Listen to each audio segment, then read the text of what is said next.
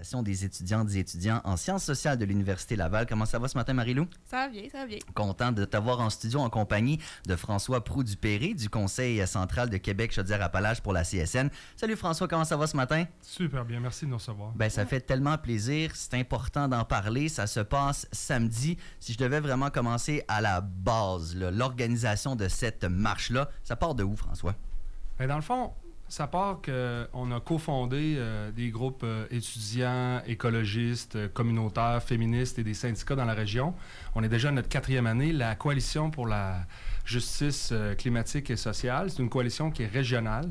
Donc, nous, essentiellement, on organise l'ensemble des grandes manifestations en environnement pour tout ce qui est justice climatique et sociale dans la région depuis maintenant la 4e année. Fait qu'on est super fiers de ça.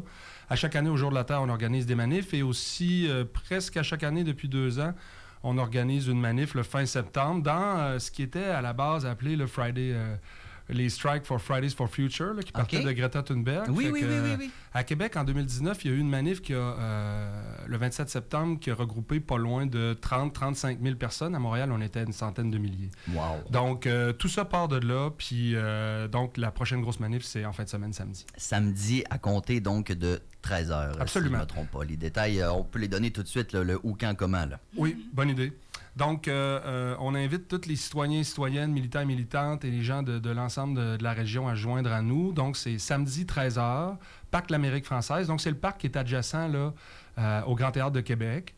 Donc, la manif va partir vers 13h15 et on demande aux gens d'être disponibles jusqu'à 15h environ. Fait que, tu sais, si on parle de trajet, là, vite, là, ça donne une idée aux gens. On va partir du Parc de l'Amérique française sur René Lévesque, puis après ça, on va tourner là, sur notre droite vers le sud. On va passer devant l'Assemblée nationale et pour terminer devant l'Hôtel de Ville de Québec. Okay. Évidemment, il y aura des prises de parole puis les explications de nos revendications au début de la manif, genre, au Parc de l'Amérique française. 2-3 prises de parole devant l'Assemblée nationale, qui est un lieu vraiment symbolique. Puis après, les dernières prises de parole vont être devant l'Hôtel de Ville de Québec, là, vers 15h. Alors ça, c'est le plan de match pour samedi. Marie-Lou Latour de l'Association des étudiantes et étudiants en sciences sociales de l'Université Laval. Je comprends donc que vous faites partie de cette coalition-là. C'est quoi votre rôle, votre implication dans cette coalition? Alors, l'association, a été quasiment un membre fondateur là, de la coalition. Donc, on est là depuis les tout débuts. On s'est affilié officiellement à partir de l'année passée, mais on a toujours été là pour aider. Puis, on représente justement le milieu un peu plus militant. On est pas militant, étudiant. Ouais. Donc, on va aider pour faire des grèves et tout ça pour que les étudiants puissent venir là, aux manifestations.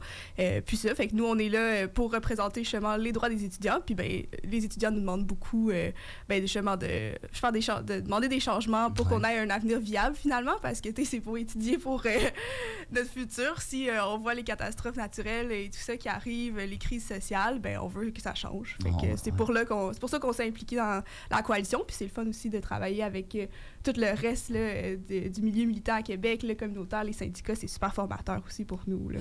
Vous êtes combien dans votre gang à peu près là, à militer puis à être impliqué là-dedans? Bien, l'association représente là, un peu plus que 5000 étudiants et étudiantes en sciences sociales. Quand même.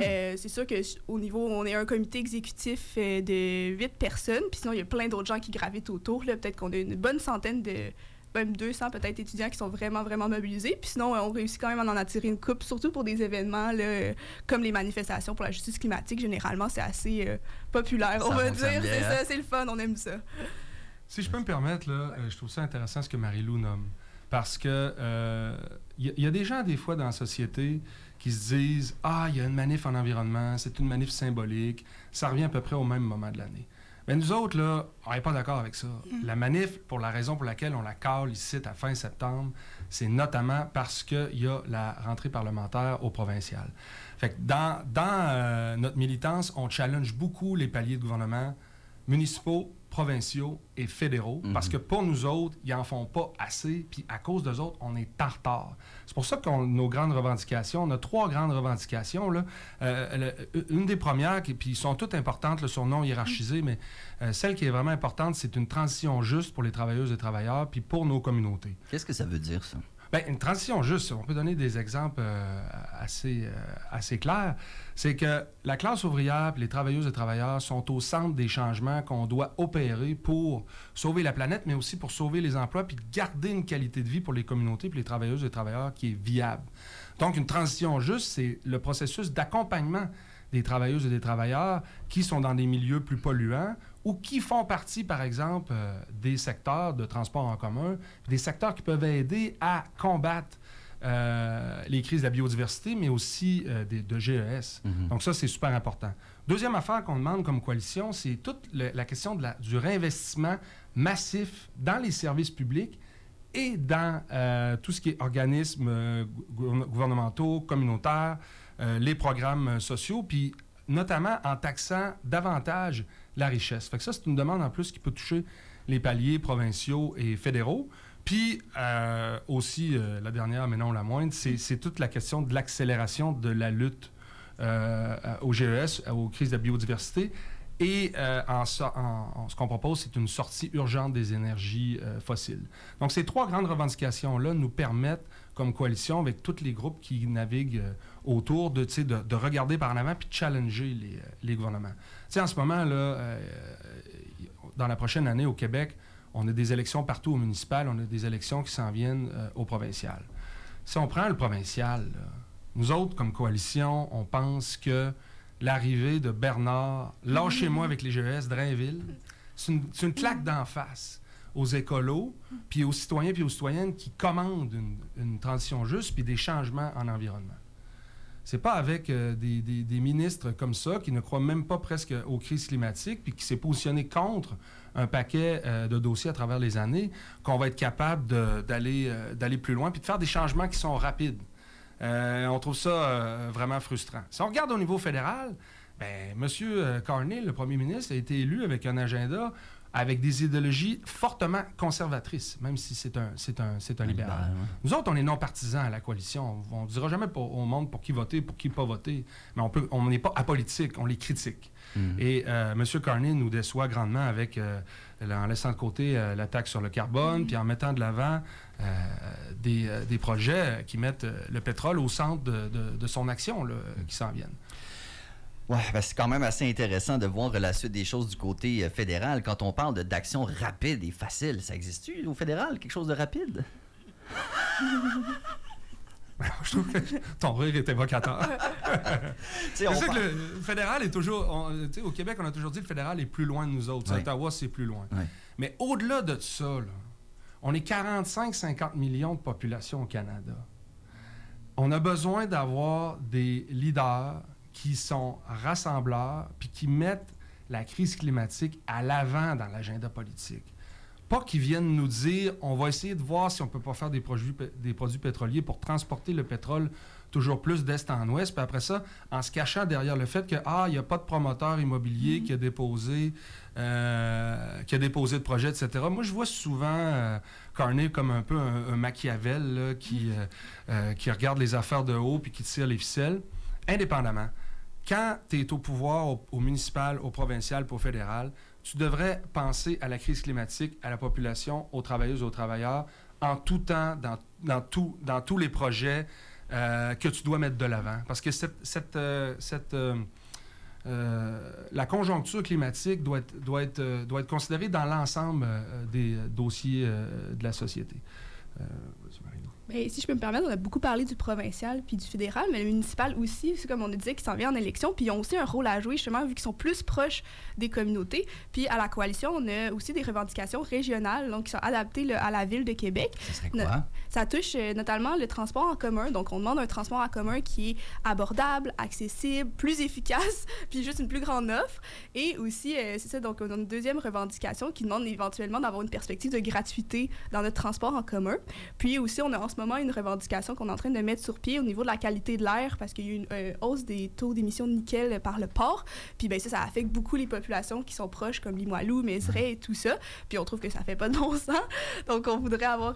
donc ça, c'est des trucs qu'on peut revendiquer à nos futurs aux candidats, candidates, mais aussi aux élus pour que ce soit dans leur programme là, dès qu'ils arrivent là, à la mairie. Puis juste ça peut aussi être des actions comme, qui sont très concrètes, qui sont peut-être plus facile, entre guillemets, à mettre en place, parce que c'est à plus petite échelle, puis qui aura un impact majeur, oui, pour l'environnement, mais aussi pour la qualité de vie là, de toutes les populations, tant là, des gens qui vivent dans les banlieues, mais aussi des populations plus pauvres et marginalisées qui ont besoin aussi de ces services-là. Trouves-tu qu'on en jase assez d'environnement dans la campagne municipale, Marie-Lou? Honnêtement, je pourrais pas dire, j'ai pas assez suivi.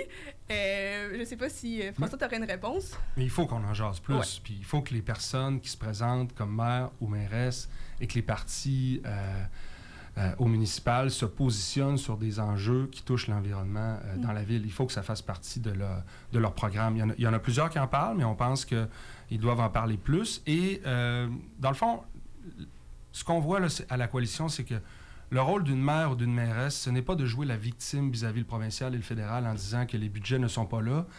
Ces personnes-là doivent être des personnes, ils sont des élus, ils doivent être des personnes revendicatrices par rapport à ces paliers de gouvernement-là. Donc, quand, par exemple, au réseau de transport de la capitale, nous, on représente les 2 syndicats à CSN, là, autant les chauffeurs-chauffeuses que tous les camarades de l'entretien, les mécanos, notamment, lorsqu'ils sont en négociation de convention collective, on ne peut pas avoir un maire ou une mairesse qui ne fait se placer en victime puis qui dit que les budgets ne sont pas là au provincial. Il doit revendiquer des budgets.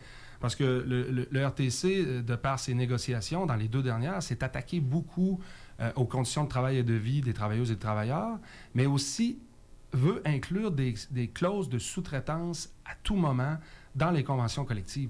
C'est pas en allant vers la sous-traitance et la privatisation des services de transport en commun dans la région qu'on va être capable de donner plus de services et d'atteindre les objectifs que Marie-Lou place en ce moment. Le transport en commun, ça ne doit pas être vu comme une dépense, ça doit être vu comme un investissement envers l'avenir. C'est très, très, très important. Et on pensait que le coup de sonde qui était donné par la CAQ de faire un changement au niveau du ministère des Transports serait peut-être rassurant, mais ce n'est pas nécessairement rassurant. Et on voit aussi à Montréal en ce moment, il y a une négociation corsée entre les syndicats de la STM et l'employeur.